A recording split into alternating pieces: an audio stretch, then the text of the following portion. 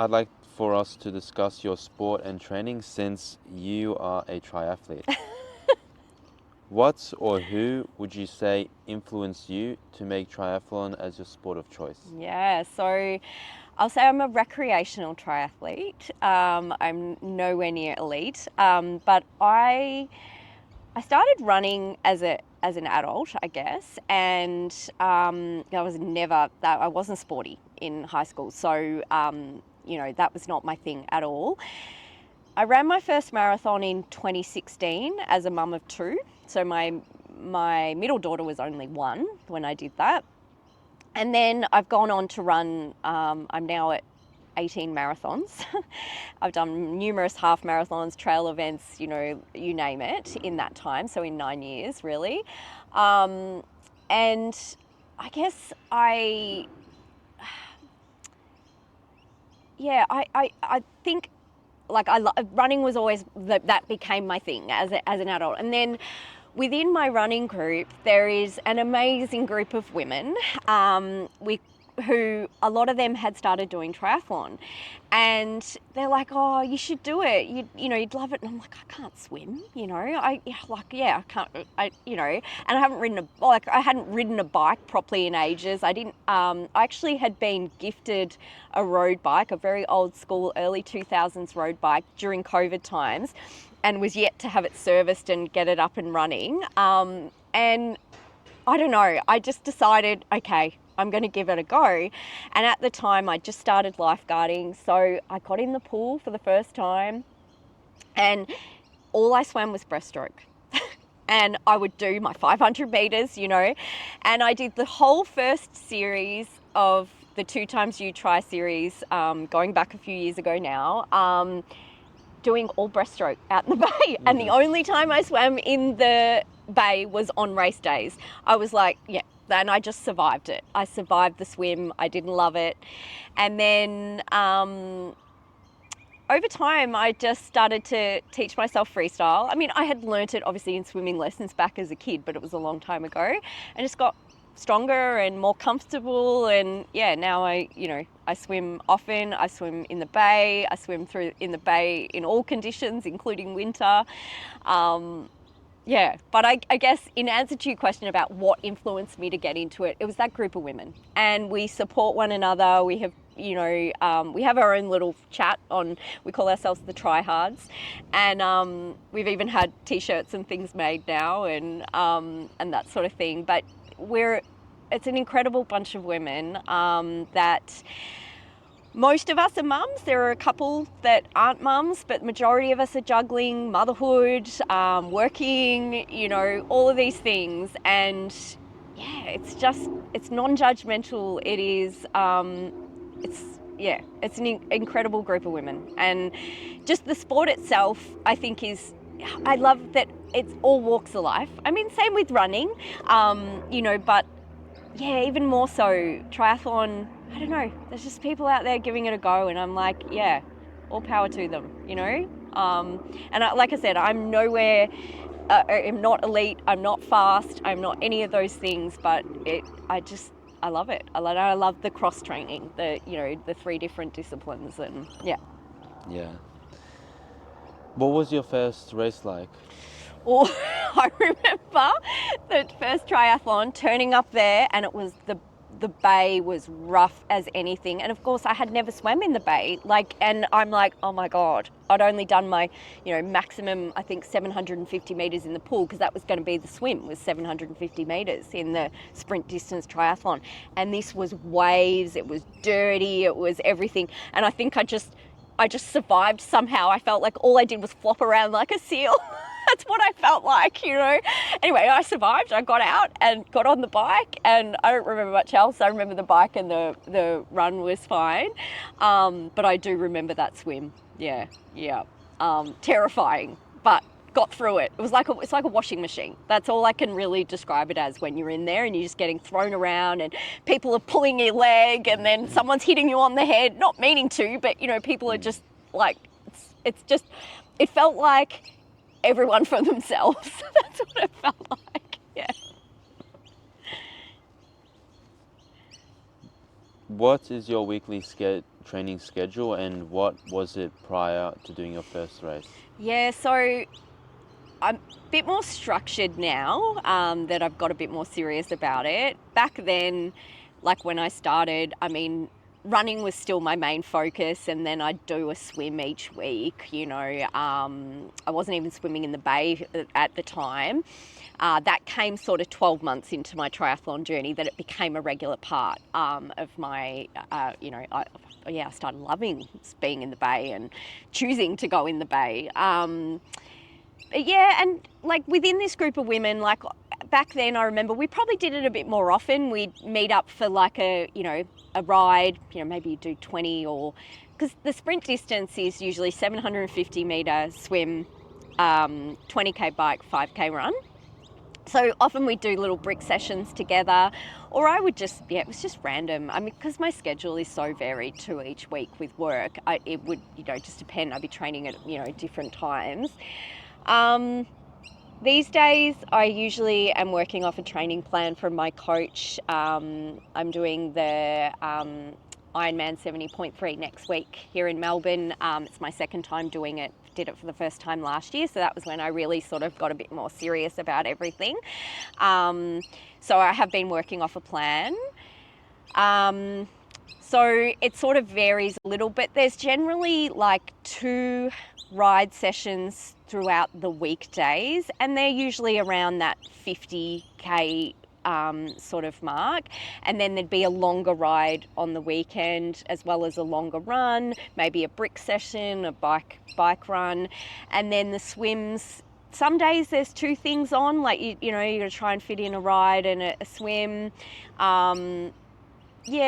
So probably at least swimming 2 or 3 times a week, anywhere from 2 to 4k really in a session.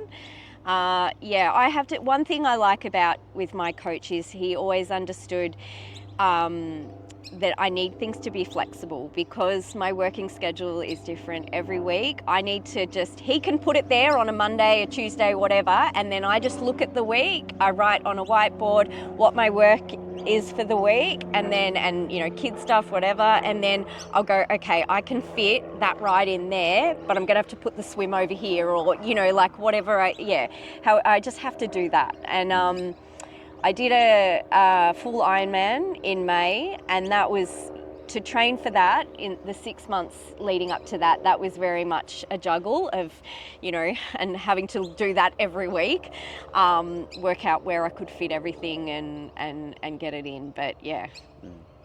And who was your triathlon coach, and how did you get to know them? Yeah, so Rick Mirabella is my coach. He runs Runners, RUNNEZ, and I've been a Runners member now for 10 years. I joined when my son, who's 10, was 3 months old.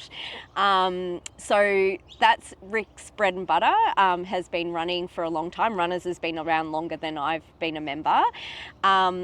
But I trusted him, and he knows me, he knows my life.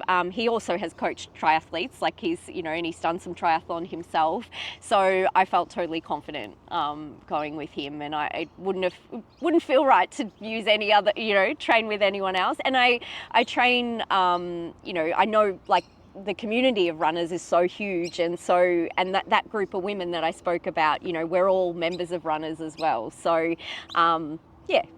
wouldn't go with anyone else. Yeah. How many races have you done in total, including your running, but also including your triathlon? Oh, I actually couldn't tell you, other than I'm at 18 marathons. Some of those have been ultra marathons. And in terms of, Ironman, well, I've done 1 half Ironman, 1 full Ironman, about to do another half Ironman next week. I must have done 3 series worth of the 2xU series, and there's 6 races in each series. I think up for the last 3 years I've always missed 1 for whatever reason. So that'd be at least 15. Some of those have been sprint distance, and some have been Olympic distance as well. They give the option to upgrade. I think there's 3 races out of the 6 now that you can upgrade for, so I always do upgrade to those.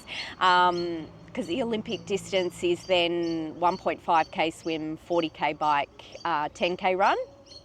And so I'm doing that again. I start in the next few weeks. So I've got Ironman 70.3 in a week and a half. Then the week after that, I have the 2xU wellness run, which is a half marathon. I do that one every year because it's for Beyond Blue. I think this must be the fourth year running, so I've done it every year.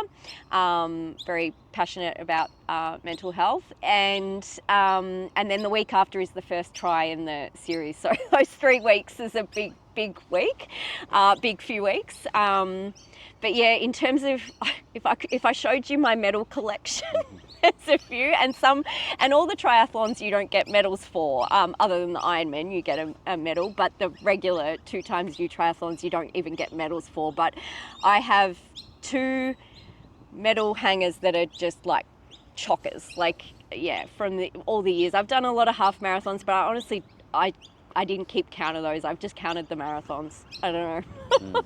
Yeah.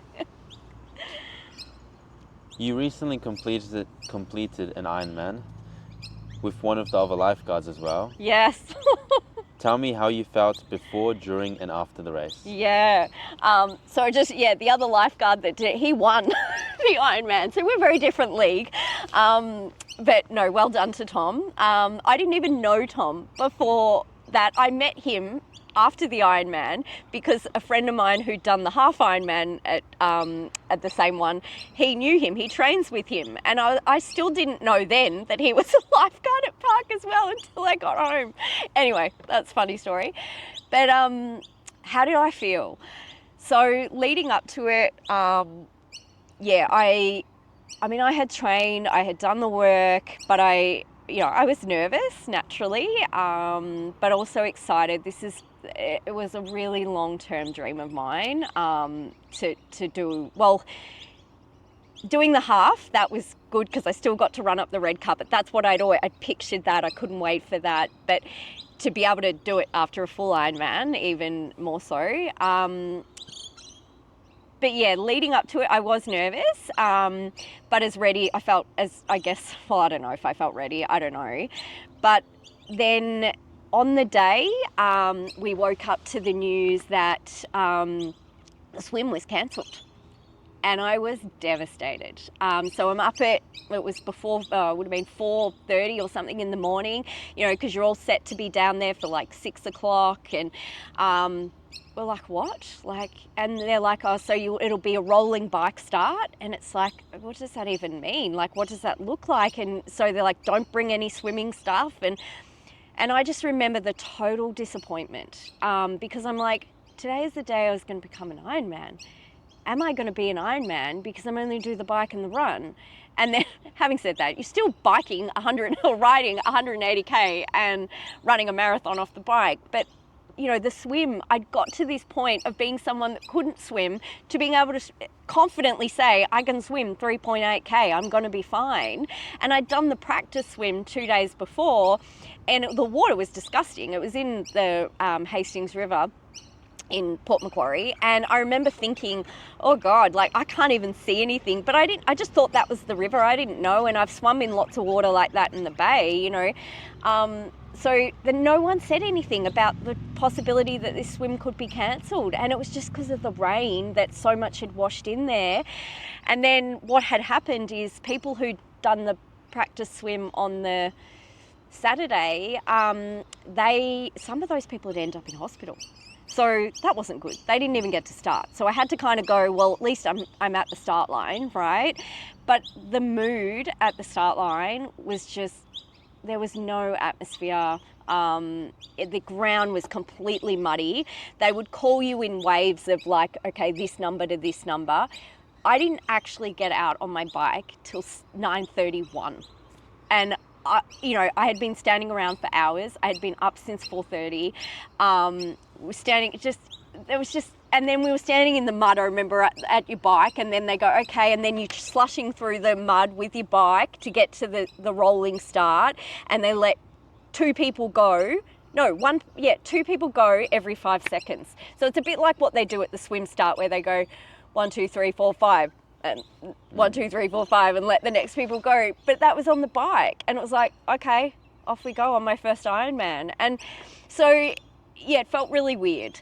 And then the bike was, that was a tough bike leg. I really, I felt it, and I didn't come off the bike feeling strong. I was exhausted, and we had rain, we had everything. It wasn't really, I didn't love it. And then, I remember you get off the bike into all this mud. You can't even run. You've got your bike, your cleats on your shoes, trying to get into the tent where you get changed into your running shoes, just covered in mud.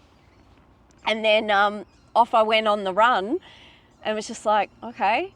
And then it's 4 laps, and my partner was there, and we had, I knew a guy had been doing the half, so he finished a lot earlier than me. Of course, they started earlier than us too. And then his partner was there, so they were like my support crew. So I saw them, at least 4 times, I guess, on the run as I would come past. But there were lots of parts of the course where there was just no atmosphere. It was dark. It got dark really quickly because I was on the bike. As I said, I didn't get out till 9:30, and then I was on the bike for close to 7 hours, just under. So by the time I was heading out on the run, we really only had maybe an hour before, sunset kind of thing. And then there was some areas that was really dark, and it just, there wasn't really a lot of atmosphere in it. It was great when you'd come back along the bit where you had to pass the finish line, although on all those laps. So you would hear them say, so-and-so, you are an Ironman, and you've still got 1, 2, 3 laps to go, whatever it was, and then I remember thinking the last time I passed there, before it was going to be my last lap, and I'm thinking, next time I come here, it's my turn, and that feeling of when you come around that bend, so you turn into where the finish chute is, and it's just like, wow, here I am. And I got to, there's the first timer's bell, you got to ring that, so I rang that. And I didn't even take in, because it was dark, I didn't see my partner and my friends, but, had I seen them, I would have given them a big hug and everything, but I just didn't. By then I was just focused on the finish line, but I crossed the line in 12 hours and 1 minute or something. So,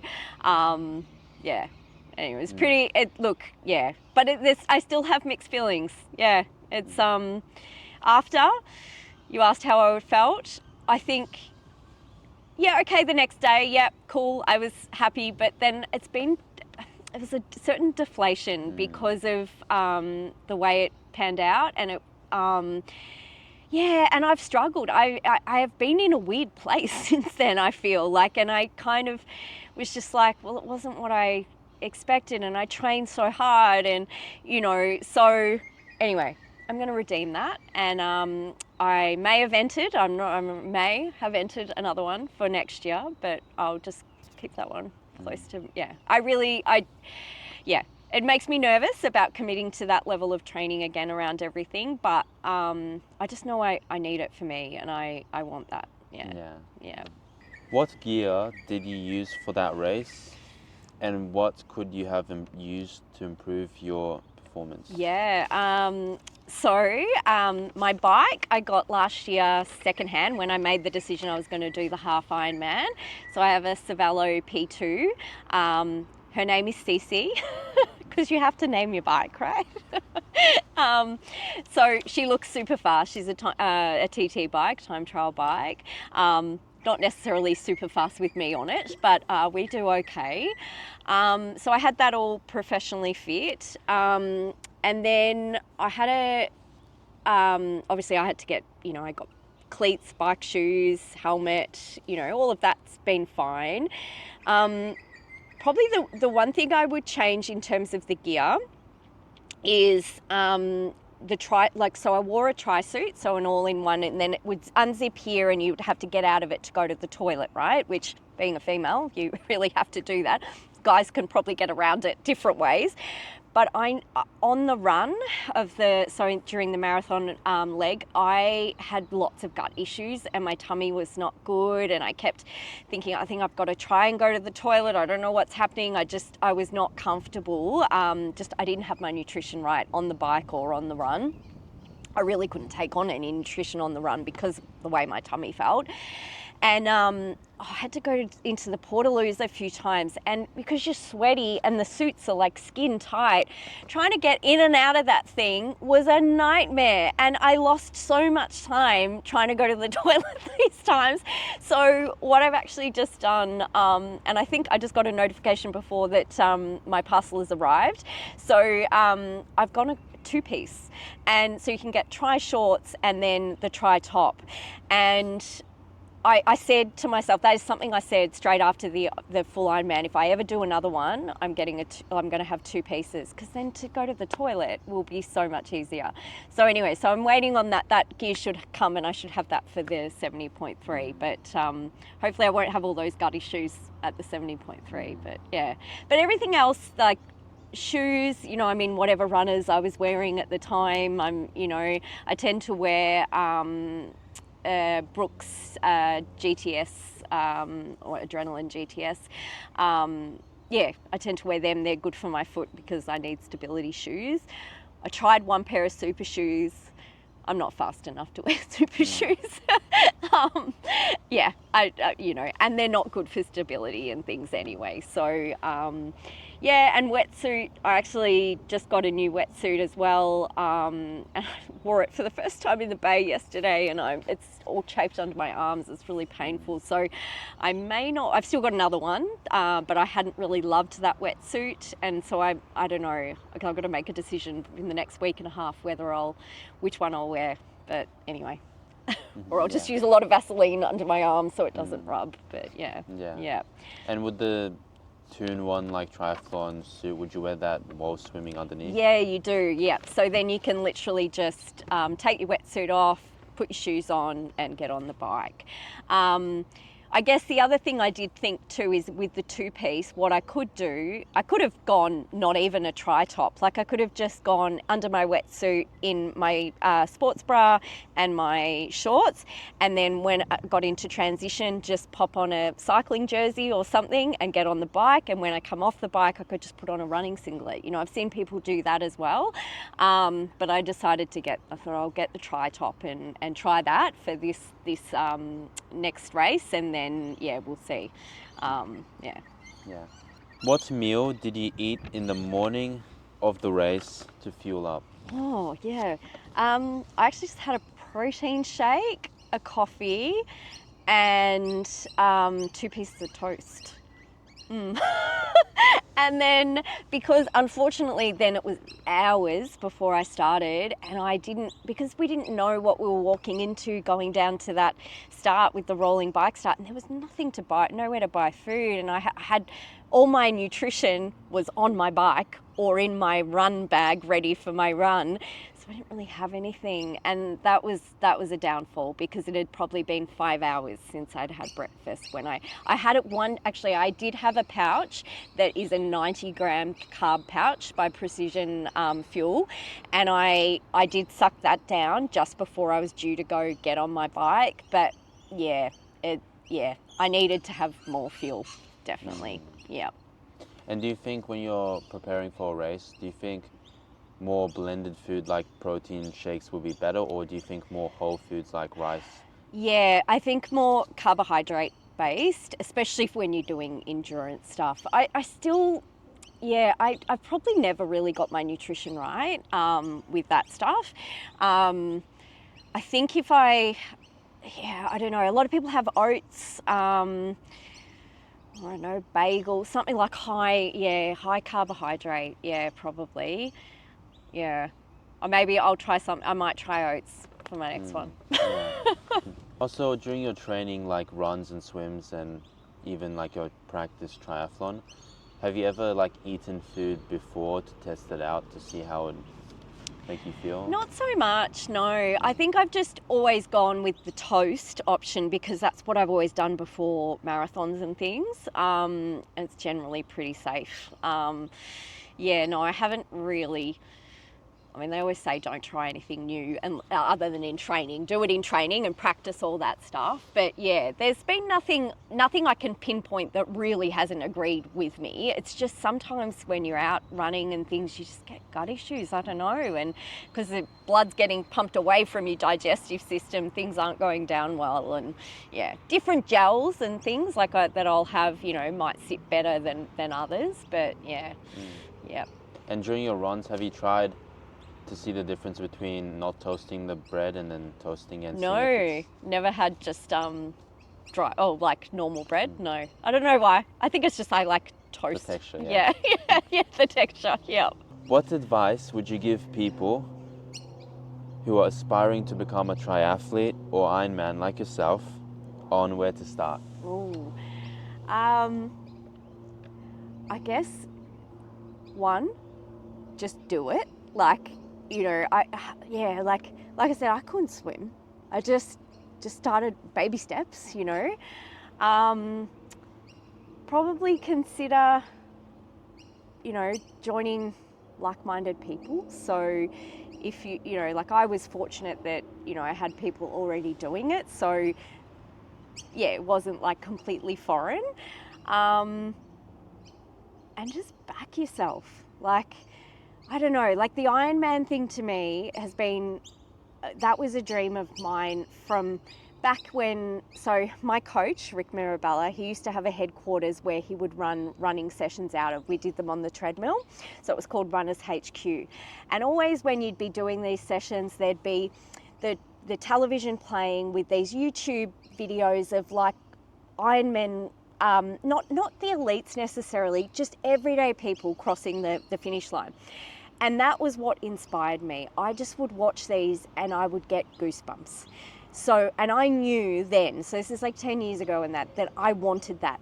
But it felt like a really far way away because I'm like, I don't cycle and I don't swim. So, that's one day kind of thing. But I knew, I just knew I would do it. And I think, backing myself, that was a big thing. You have to back yourself and you have to want it. If you're looking at doing, not so much like the triathlons, the smaller distance and stuff, anyone can do that. You can start with a fun try, and they're much smaller distances. I think you swim a couple of 100 meters, maybe 150 even, and the bike's 8K and the run's 2K. Just go do it for fun, start with that. I've got some of those women that are in our group, that's what they do. They do the fun try and that's perfect for them and they love it, I just think, just do it, to try it, see if you love it. And then if you are thinking about, stepping it up to doing an Ironman 70.3 or Ironman, particularly the Ironman, full Ironman is a different beast to the half. The biggest thing I learned is you have to want it, because to manage that training and just get up and do it day after day, and you've got to, again, eye on the prize. You have to remember why you're doing it, and know why you want this so badly. That's probably back yourself, but definitely you have to want it to do the full. How do you successfully balance training, working, and raising your children? I'm not sure if I successfully manage it, but I manage it. But I guess it is successful if we're all alive, we're all doing it. It's challenging at times. Last week was a really full-on week work-wise for me, and I felt like what did slip away was some of I didn't train to the extent that I normally would, and I'm then very hard on myself. But I had to, I had to go into survival mode so much last week that, with everything on with the kids as well as, work, that has to take priority, and that it can be a hard pill to swallow. You do have to make sacrifices. When I was training for Ironman, it meant 4 a.m. starts pretty much, every day during the week to get that training done. So I have a smart trainer set up in the garage, and so there'd be a lot of sessions on that. Or I would be out on the road at 4:30 in the morning until say 7, and then I'd be back and I'd be getting the kids ready, and then they're pretty self-sufficient, but like making lunches, doing that, and then I'm going off to work, they're going off to school, that sort of thing. So it is definitely a juggle, and whatever my kids have on, that takes precedence. I've got my girls do competitive cheerleading and calisthenics, so there's a lot of things I have to be available for. So again, there'd be Saturdays where I'm up at 3:30 so I can get this long run done before I'm then off to go and do that. So yes, sometimes it's not sustainable in the long term, but that's what I mean with the Ironman, and that you have to really want it, because to be getting up at those times, it's tough. It's not, and you've got to get to bed early, and again, I'm lucky that my kids are pretty self-sufficient, and I could say to them, Mum's getting into bed, I'm so tired, just make sure you're off your iPads and lights out by 9 o'clock, and they're good. They're they will do that now, so yeah. Mm-hmm. And how did they find growing up with a mum that's out so early and waking up? Yeah, I think they're so used to it now that, because I always say, if you wake up and I'm not here, I'm either in the garage or I'll tell them if I'm going to be out riding or running the night before. So they just, and it's very safe where we live. So, they just get up and they're on their iPad anyway, But something my running coach said to me a while back is, you've normalised marathons to your kids, because all they've ever known is that Mum runs these marathons, and it's not actually normal for, a mum of 3 to I say that, but then it feels like in my, the people that I'm surrounded with in my, from my running community, it almost is normal. So doesn't feel that abnormal to me, but for my kids, it's just like, oh, that's just what Mum does. But I do hope that one day they will realise, geez, Mum, that's pretty amazing that Mum managed to do that, and she was still at our cheerleading, she was still at our this. I don't generally miss things, and there's the odd time if an event does fall on on the same time as one of their commitments, I might have to, like their dad's wonderful, he will help with that, and he's always been really supportive of what I do as well. But it is a juggle, yes. And I don't know if how the kids really look at it. I don't know if they think it's, my middle one seems to go, oh, well done, Mum, that's so amazing, and all of that, but I think the others just are like, oh yeah, that's just what Mum does. Yeah. What is your advice for busy mums who are balancing similar busy schedules? Yeah, I guess I keep thinking back to what we spoke about at the start too, about how now gyms, a lot of them don't have that crate, because that was a lifeline for me. If I didn't have that, I wouldn't have got to exercise as many times a week as I did. And even I guess now, I've people say to me, oh, I couldn't do that, or how do you find the time? And it's like, well, you make the time, and that does mean maybe sacrificing a little bit of sleep by getting up earlier. If that's what's important to you. If it's not what's important to them, then, you're not going to do it, are you? But I'm not extraordinary. I'm not, anything. I do it. There's no reason other people can't do it, and I don't know, you need to carve some time out for yourself. And I really feel it when other things are getting on top of that, like I felt last week, and I didn't get to carve as much time out of the week as I might have liked for myself, but then that affects me. For other people that might not be the case, but you've got to carve time out for you, for the things that are important to you. And for some people that might be exercise, and for other people it might be not. It might be going out drinking, or it might be catching up with with friends at the pub. I don't know, like it could be whatever it is, watching Netflix, I don't know. If that's what's important to you, you know, and that's what you need to, you know, relax and feel balanced, then you just, you got to carve out the right amount of time for you. But yeah, that can be hard. Yeah.